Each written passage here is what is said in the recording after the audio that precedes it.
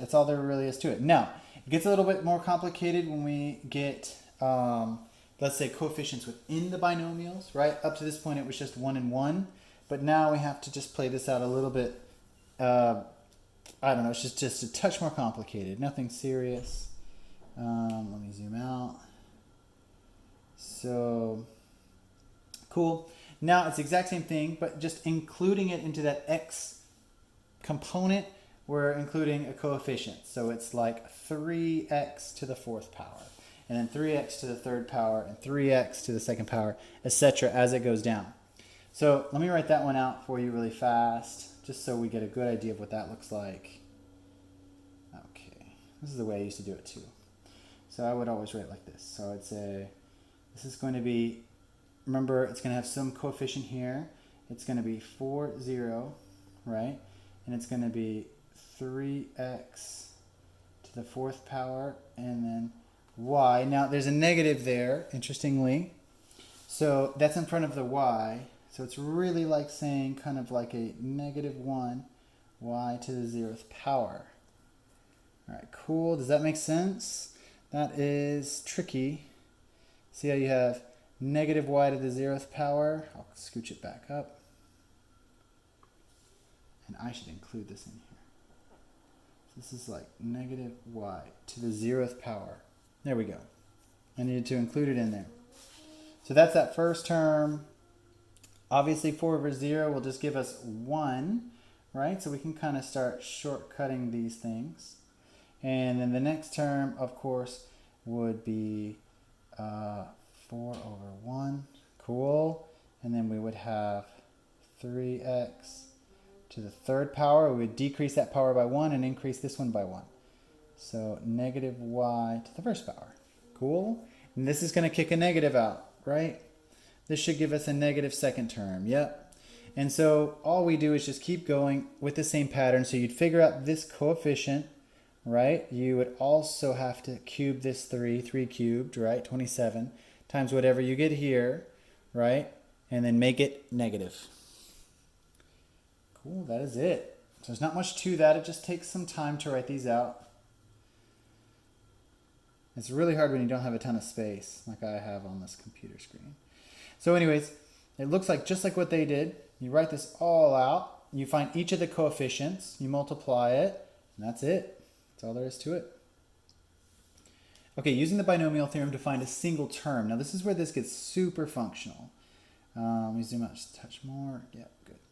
Okay, now, so let's say like they want a very particular term, right? You could figure that out using this equation right here they're going to give you. So it says expanding a binomial with a high exponent, such as x plus 2y to the 16th power, can be a lengthy process, right? So what if we want to extract just one term out of it? Could we possibly do that? Well, of course we could, right? So let's use this equation. I'll write it here. So n, r, and then we're going to say x to the n minus r, y to the r. Beautiful. That's all we need. And it says to the r plus 1th term of the binomial expression. So this is tricky. R plus 1th term. So this you're going to see come in just 2 seconds. So check it out. So it gives us our first one. This is our last problem. So stick with it if you're getting tired. It says find the 10th term of, and then this is x plus 2y to the 16th power. So this is massive, right? Nobody wants to write that out, right? Tons and tons of it. Tons and tons of work to figure that out. But all they want is that 10th term. Cool. So you have to think about it. X to the 16th power, x to the 15th, x to the 14th, x to the 13th, blah, blah, blah, blah, blah. Right? All the way out. But instead, we're going to find this 10th term a whole nother way. So they say first, determine the value of n, right? So it says to find the n value, I believe it's 16. So because we're looking for the 10th term, r plus 1 is 10. We use r equals 9 in our calculations. Yeah, so our n value is 16. So we can set it up like this, 16. Now, this is tricky they need to set up this equation first. R plus 1, this is the R plus 1th term, equals 10. They want the 10th term. Cool? So really R is going to be 9. Now this just has to do with the algebra behind all this, but if you're very interested in it, of course, dig in further. So this is, to find the 10th term, we need to use the R value of 9. Cool. Okay, there we go. And we're just subbing it into this equation. So x to the n minus r. So n minus r would be what? So 16 minus 9 would be 7. And then y to the r value, which is 9. Cool. And then you just figure out whatever this is, 16 and 9, right? Plug it into this original equation up here. Use a calculator. You're going to have to use a calculator for that.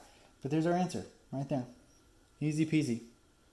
All right, that is it for 11.6. Let me give you some homework if you want to practice these guys. So 11.6 should be pretty easy. Nothing too crazy here. Let's go 7 through 39. Every other odd. And this is 11.6. All right, good luck, you guys.